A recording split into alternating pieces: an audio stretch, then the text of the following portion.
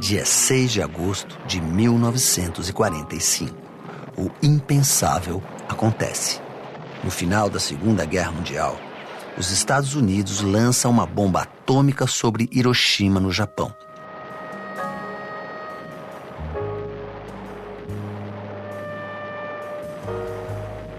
140 mil pessoas morrem imediatamente.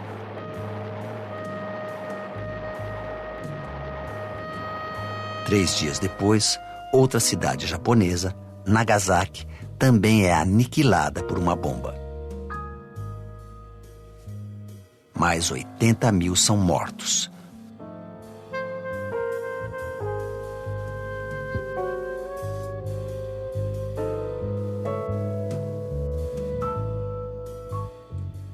Dor, desespero, horror. O mundo assiste assustado ao poder de destruição de uma arma nuclear pela primeira vez. O episódio marca o fim da Segunda Guerra Mundial e o início de um período que seria conhecido como Guerra Fria.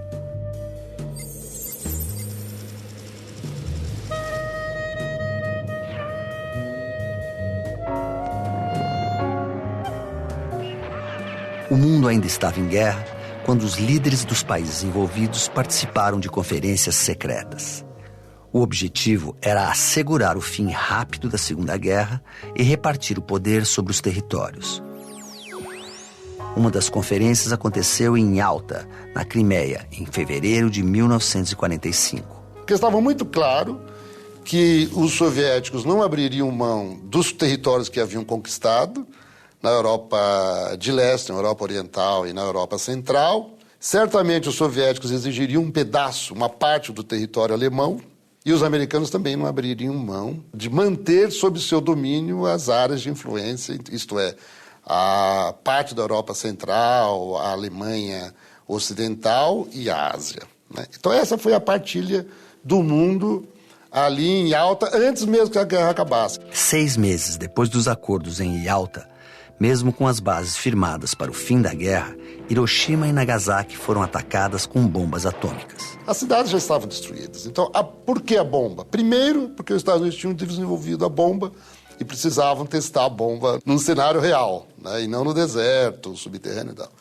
E segundo, para deixar muito claro para o Japão que a partir dali os Estados Unidos seriam a potência dominante naquela região. Muitos teóricos hoje dizem que, na verdade, a bomba atômica sobre Hiroshima e Nagasaki foi um recado dos Estados Unidos para a União Soviética. Um recado dizendo o seguinte: olha, nós queremos cuidar da Europa Ocidental.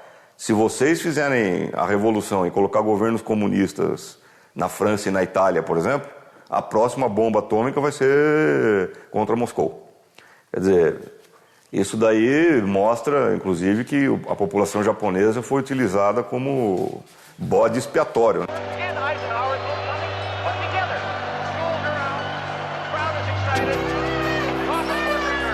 Aliados na Segunda Guerra contra a Alemanha nazista, Estados Unidos e União Soviética saíram vitoriosos. A União Soviética havia perdido 20 milhões de civis e militares na guerra e começava um período de reconstrução. Já os Estados Unidos contavam com uma vantagem única: não ter tido guerra em seu território. Com isso, o mundo ficou dividido entre essas duas potências. Quer dizer, elas definiram o novo quadro político de alianças, de regiões de influência, porque elas foram as vencedoras da Segunda Guerra Mundial. It is fundamental that all military commanders must be governed by our laws and the constitutional guarantee of civilian control over the military. Mas assim que a guerra acaba, os aliados se tornam inimigos.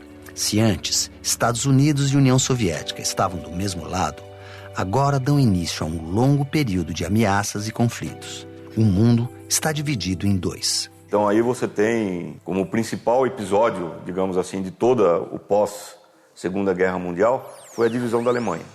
A Alemanha foi dividida em 2 países, uma parte ficou sob a influência soviética, a outra parte ficou sob a influência dos Estados Unidos, e a divisão da Alemanha prova que já naquela época, em 45, 46, logo após a guerra, não havia mais diálogo possível, quer dizer, o conflito era evidente. A impossibilidade de acordo fez com que a capital da Alemanha, Berlim, também fosse dividida. Um lado era capitalista, o outro vivia sob regime socialista.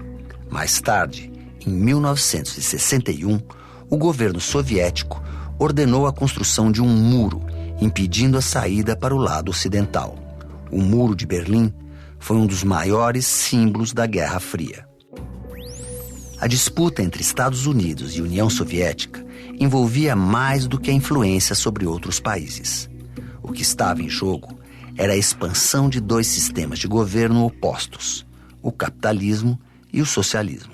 O modelo capitalista tinha mais abundância, mais diversidade na economia, mas era mais desigual. O modelo socialista, ele era mais igualitário, mas ele tinha menos abundância. Tinha menos variedade de produtos na prateleira do supermercado. De um lado, você tinha um sistema funcionando com base na ideia da propriedade estatizada, do igualitarismo, das pessoas terem direitos iguais e não poderem ser discriminadas pelo dinheiro.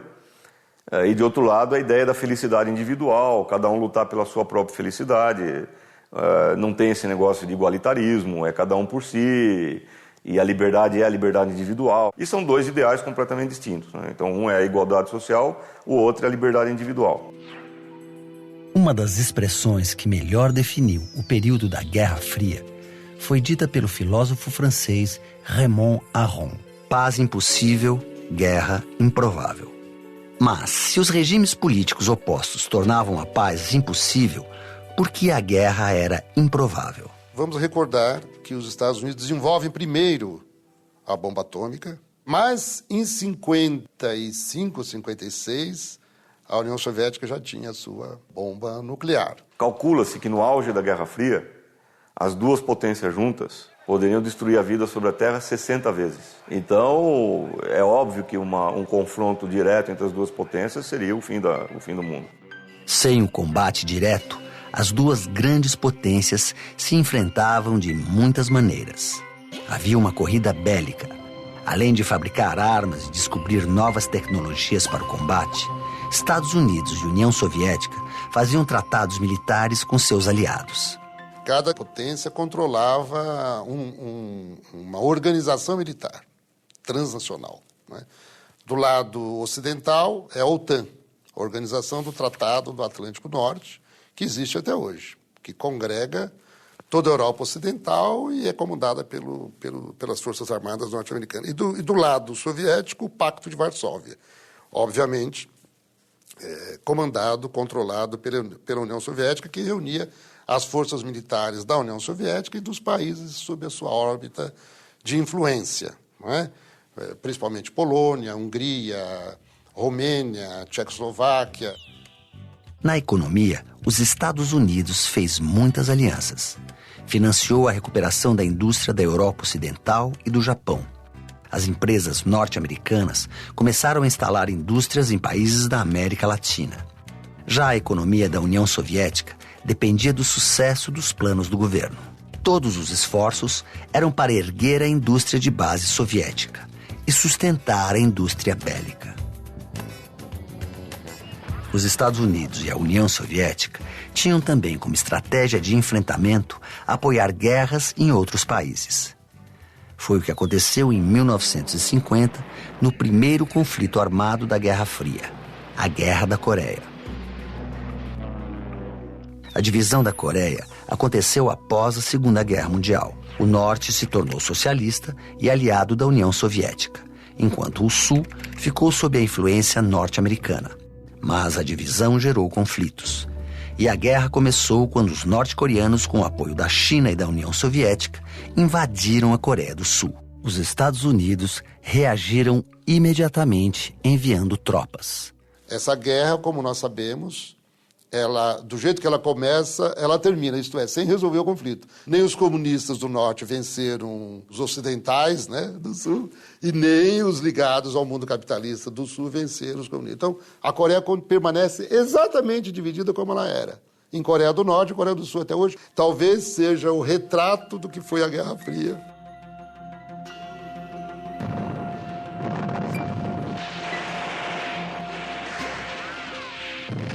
Durante a Guerra Fria, o cinema norte-americano também travou seus próprios combates.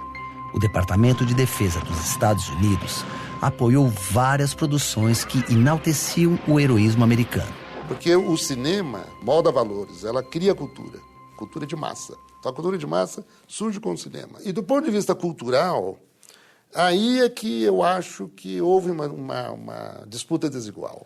Porque os Estados Unidos, né, já tinham na Segunda Guerra Hollywood. Tanto é que se você se baseia só em Hollywood para aprender sobre a Segunda Guerra, dá a impressão que os Estados Unidos lutaram sozinhos contra os alemães. O cinema de Hollywood, ele omite, né, o heroísmo da União Soviética, sem o qual o desfecho da Segunda Guerra teria sido outro. Nas décadas seguintes, Hollywood criou muitos heróis para combater as ideias socialistas.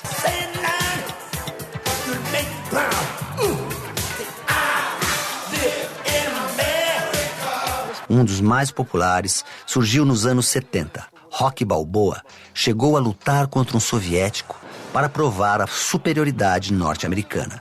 O lutador russo tinha até nome de vilão, Drago.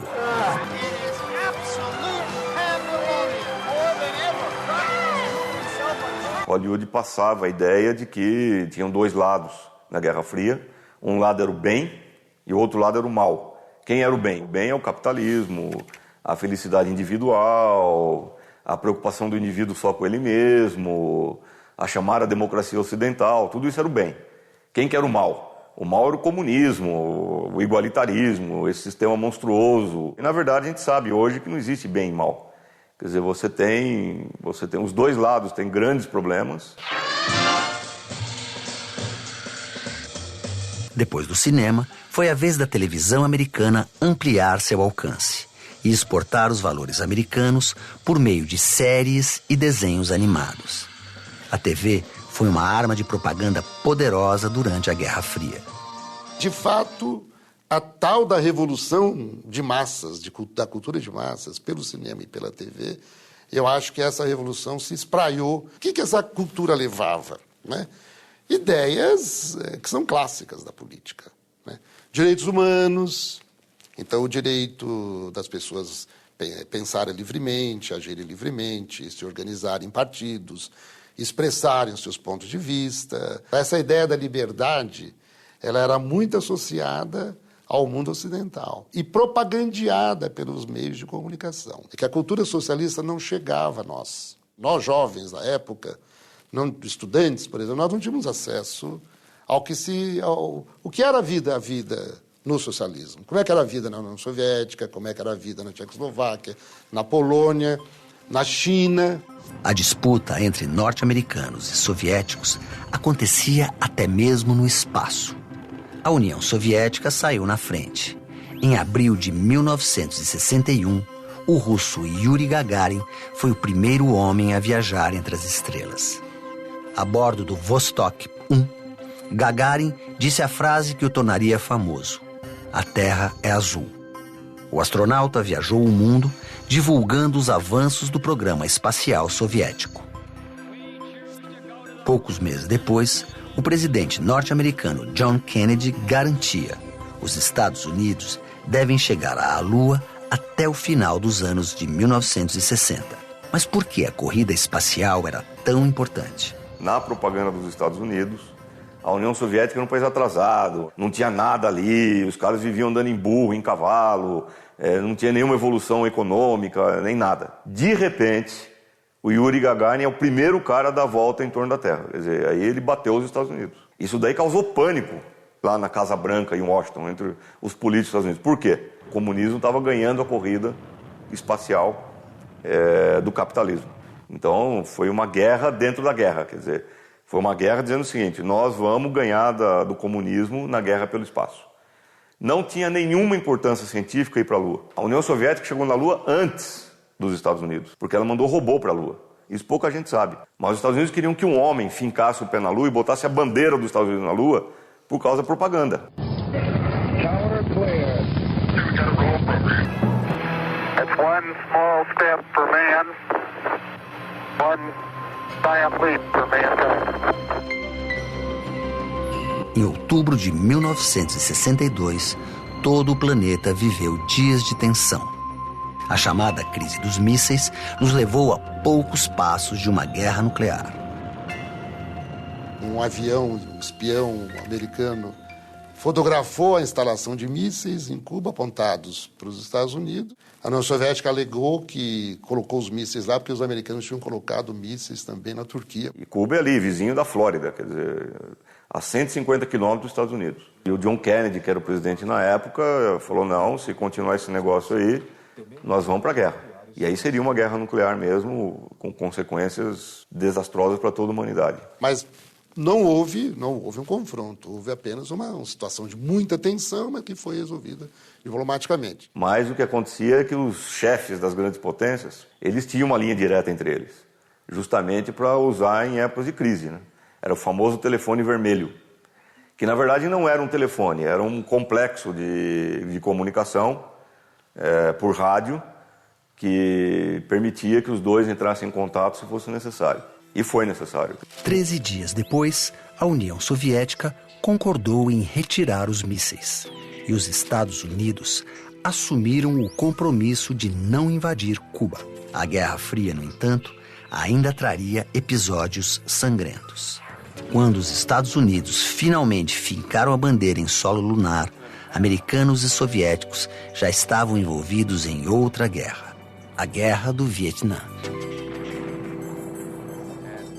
Quando acaba a Segunda Guerra, algumas potências coloniais tentaram retomar suas antigas colônias. Então, a França, por exemplo, tentou retomar a Indochina, que é o Vietnã, Laos e Camboja.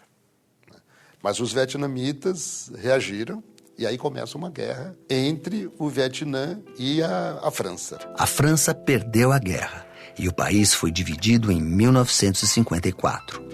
O Vietnã do Norte se tornou um país de orientação comunista. O Vietnã do Sul passou a ser governado por um regime capitalista e ditatorial apoiado pelos Estados Unidos. Os conflitos eram constantes. Para frear os avanços comunistas e evitar que o país fosse dominado pelos soviéticos, os norte-americanos começam uma guerra contra o Vietnã do Norte em 1964. O poder dos Estados Unidos se traduzia em bombardeios sistemáticos, helicópteros e armas químicas. Apesar de seu grande poder militar, os Estados Unidos sofreram várias derrotas. Milhares de soldados foram mortos e os protestos pela paz tomaram as ruas exigindo o retorno das tropas. Em 1973, os norte-americanos finalmente se retiraram do Vietnã, que se reunificou sob um governo socialista. Foi a guerra que os Estados Unidos perderam. E perderam graças ao heroísmo do povo vietnamita. Enquanto os Estados Unidos bombardeavam os camponeses vietnamitas com armas químicas, calcula que eles mataram 2 milhões de seres humanos. No Laos, Vietnã e Camboja. Como é que essas tropas foram derrotadas? Foram derrotadas por camponeses armados com bambu, às vezes com lança, com pedra, com armadilhas que eles faziam no meio da mata. Era o povo vietnamita querendo o seu direito à terra, o direito à sua vida e a existência de ditadores que eram pró-Estados Unidos que queriam impedir isso. A União Soviética também não é anjinho, quer dizer, ela usava os povos também para fortalecer as suas posições. Os anos de 1960 e 70 trouxeram novos valores e atitudes. Manifestações contra as armas nucleares aconteciam nos Estados Unidos e na Europa, especialmente na Alemanha. Os hippies levavam às ruas o lema paz e amor. Em maio de 1972, Estados Unidos e União Soviética firmaram o primeiro acordo para desarmamento e controle de fabricação de armas nucleares. Ao longo dos anos, viriam outros. O fim da Guerra Fria envolveu acontecimentos como a queda do Muro de Berlim em 1989 e a fragmentação da União Soviética em 1991. Além da certeza de que a vida na Terra poderia acabar em um instante, a Guerra Fria deixou outras marcas.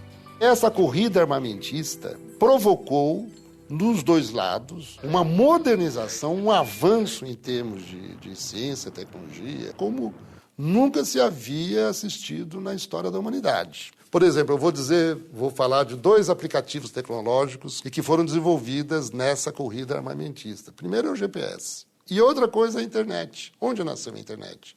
Nas Forças Armadas. Originalmente eram 4 grandes centrais de informação em 4 universidades dos Estados Unidos, uma podendo se comunicar com a outra, porque os caras calculavam que se houvesse um ataque nuclear contra os Estados Unidos, eles tinham que ter 4 centros de dados independentes uns dos outros para preservar a memória do país. Quer dizer, a economia no século XX, toda ela foi basicamente movimentada pela corrida armamentista, porque era a tecnologia da corrida armamentista que alimentava a indústria de consumo. Enquanto durou, a Guerra Fria se caracterizou por confrontos indiretos, disputas estratégicas e ideológicas. Uma guerra sem vencedores. Será? Se você considerar a Guerra Fria como uma luta entre 2 blocos, um dos blocos venceu, que foi o capitalismo. Agora, será que o capitalismo venceu mesmo? Se você vê o mundo pós-Guerra Fria, você tem 1 bilhão de seres humanos passando fome. Eu acho que o capitalismo também perdeu. O socialismo também não deu certo. O que é que sobra para a humanidade? Esse que é o problema.